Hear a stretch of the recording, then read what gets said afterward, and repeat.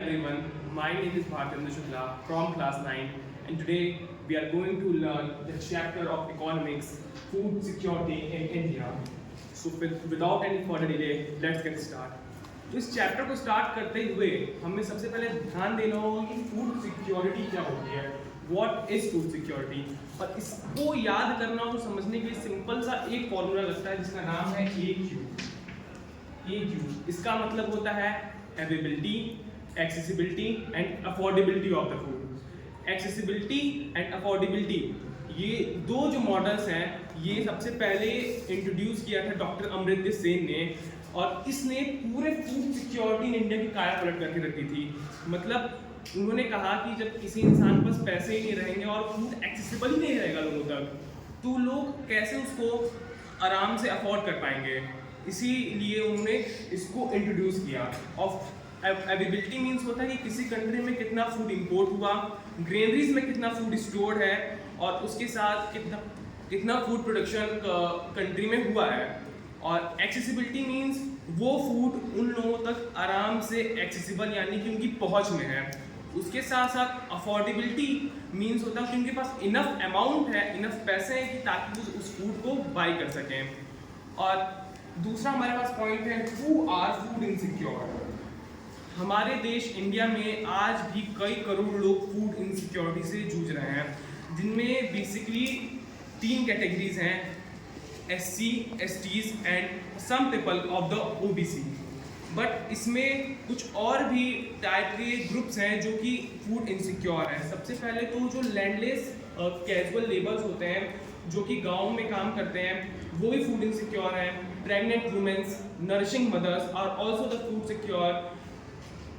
food insecure people in this country, and also the migrants जिनके यहाँ कोई ना कोई इनकी स्टेट में कोई ना कोई कैलेमिटीज आ गई है, इसकी वजह से वो दूसरे स्टेट में आ गए हैं काम की तलाश में, या शरणार्थी बन के यानी कि रेफ्यूजी बनकर, वो भी फूड इनसिक्योर पीपल है।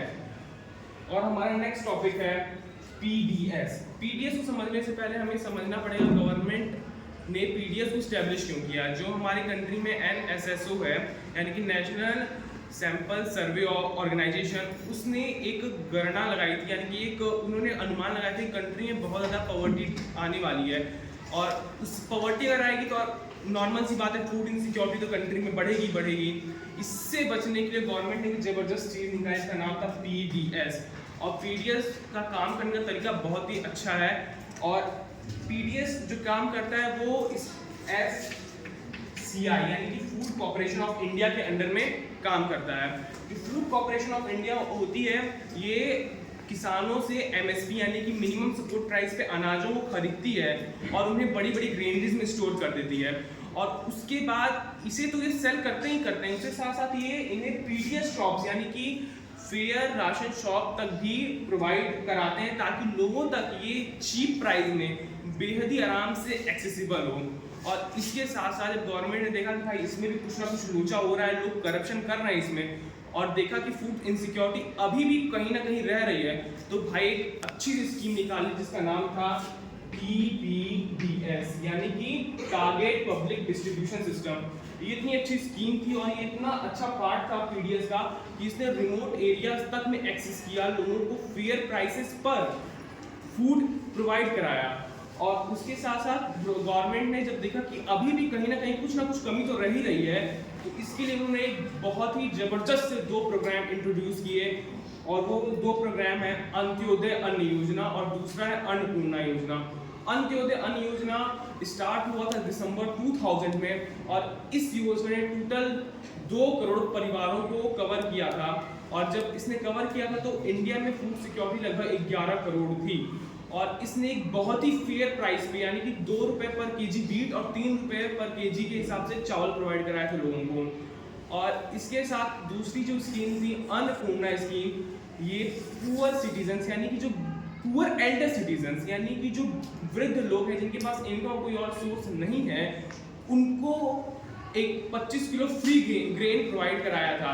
और लेकिन कहते हैं ना कि किसी ना किसी चीज़ में करप्शन होना ही होना है, लेकिन इसका भी सॉल्यूशन जो था उसको गवर्नमेंट ने निकाला, और गवर्नमेंट ने कॉर्पोरेट कंपनियों को भी स्टैब्लिश करने में हेल्प की। और 2 ऐसी फेमस कॉर्पोरेट कंपनियां हैं हमारे इंडिया की जिन्होंने फूड सिक्योरिटी में बहुत अच्छा रोल निभाया है। वो है आनंद मिल्क यूनियन लिमिटेड यानी कि अमूल और मदर डेयरी, जो कि किसानों तक को रोजगार देती हैं और स्पेशली जो फीमेल किसान है उनसे दूध खरीदती है, डेयरी खरीदती है और उसको पैकेट में सबके यहाँ एक अच्छे प्राइस पर एक्सेस कराती है। Thank you and have a nice day.